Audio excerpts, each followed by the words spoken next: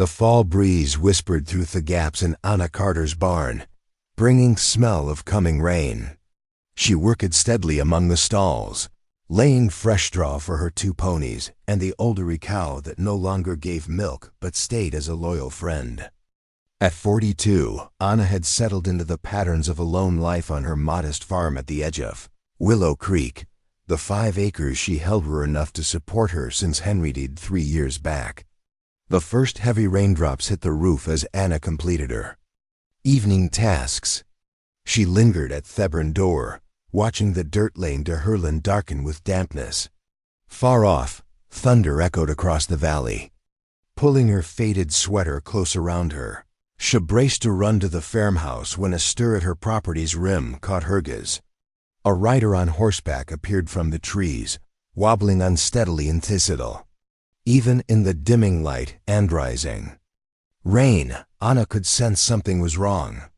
The rider's stance was hunched, and the horse stepped with the shaky tread of a beast weary from a long journey. Anna paused only a moment before stepping into the rain. As the rider neared, she saw it was a man, his clothes crusted with mud and what seemed like dried blood staining one side of his shirt. His cap was drawn low, but when he raised his fist at her approach, she saw features etched by sun and toil, with days off stubble and eyes shadowed by pain. "Ma'am," he said, his voice faint against rain. "Sorry for the disturbance. My horse needs rest and He didn't finish, starting to slip from the saddle. Anna moved fast, supporting him as best could.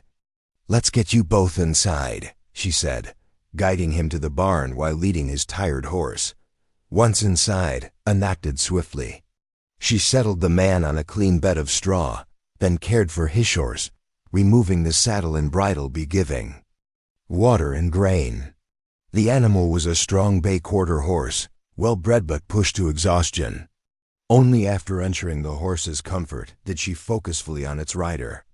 "I'm Anna Carter," she said, kneeling beside him with a lantern. "You're injured." The man winced as he shifted. Will Blake took a tumble crossing the stream 10 miles back. Horse startled at something. He lifted his hurt's hem, showing a raw cut along his ribs. Would have reached town, but got lost in these hills. Anna nodded. "Town's 15 miles west. You're fortunate you found my place." She stood, mind made up. "I'll be back with supplies. Don't move more than needed." In her farmhouse, Anna gathered essentials: clean clothes, her swim kit, a bottle of whiskey Henry kept for healing, and her homemade balm. By that time she returned. The storm raged hard, rain pounding the roof and wind moaning through the trees. Will watched quietly as cleaned his wound, his jaw tight against the sting when she used the whiskey. "You've done this before," he noted as she readied to stitch the worst of the cut. "My husband was clumsy," Anna replied, threading her needle. "This will sting." He nodded once, staying steady as she worked, only a slight squint of his eyes howling his pain. When she finished and dappled her balm, she leaned back. "You're feverish. You should come to the house." Will shook his head. "I've troubled you now, ma'am. The barn's fine." Anna studied him briefly. The proud tilt of his shoulders despite his wound, the way he avoided her gaze, a man uneasy with aid but too weak to refuse fully. "At least take these," she said, placing a clenched shirt, a blanket, and a jug of water. "I'll bring food soon." Later, after ensuring her guest had eaten, Anna returned to her silent home. Through the window, she saw the lantern's glow still shining in the barn. Something about Will Blake puzzled her, not in a fearful way, but like a riddle with missing parts. His clothes were worn but well made, his speech polished despite his apparent role as a herder. The enigma lingered as she prepared for bed. Morning brought clear skies and cool air. Anna rose at dawn, as usual, and went to the barn. She found Will awake, looking somewhat better though still pale under his tan. His horse, too, seemed restored after rest and care. "Your fever's gone," Anna noted after checking his brow. "How's the wound?" "Better, thanks to you," Will replied, his voice firmer. "Mrs. Carter." I can't thank you enough, but I swear I will. Anna brushed off his words. Anyone would have done it. Will shook his head slowly. No, ma'am. Notal would. A sorrow in his eyes, unrelated to his injury, made her look closer. They shared a modest breakfast and barn-fresh eggs and bread from Anna's kitchen. Will ate lightly but drew vigor from the coffee. When he spoke again, his tone grew formal. I must move on, that system. I'd like to return tomorrow if I may. There's something I need to discuss. Anna raised a brow but didn't pry. You're welcome back, Mr. Blake, but don't ride far with that wound. He gave a faint smile. I won't go far today, just to town to see a lawyer. The words baffled her, but she nodded and helped him ready his horse. As he mounted, clearly pained despite hiding it, he tipped his cap. Till tomorrow, Mrs. Carter, and thank you again. After he left, Anna resumed her routine, but thoughts of the cryptic cowboy broke her focus. Why would a wounded hurt her? Need a lawyer? True to his word, Will Blake returned the next afternoon with 2 men in a wagon marked with Wilson's store logo. While the men unloaded crates near Anna's house, Will approached with an envelope. Mrs. Carter, he began, standing straighter though his wound still ached. I brought something that can't fully repay your kindness, but it's all I can offer. Puzzled, Anna took the envelope and opened it. Inside was a legal paper, dense and formal. She looked at Will, confused. It's the deed to the land around your farm, he said softly.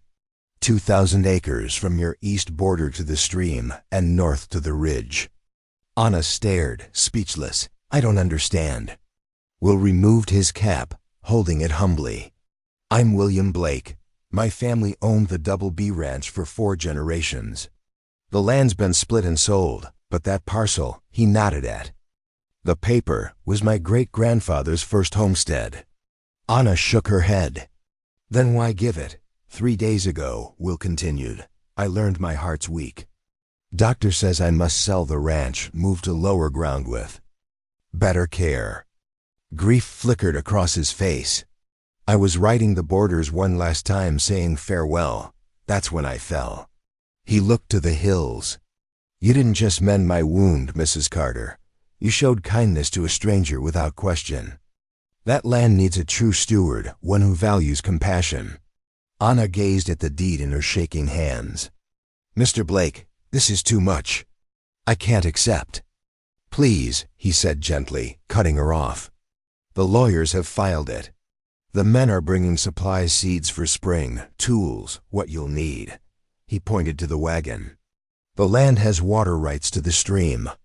It's fertile soil. My father grew fine barley there before cattle. Anna felt tears rise, overwhelmed by this turn. I don't know what to say. Say you'll tend it, Will replied simply. That's all I ask.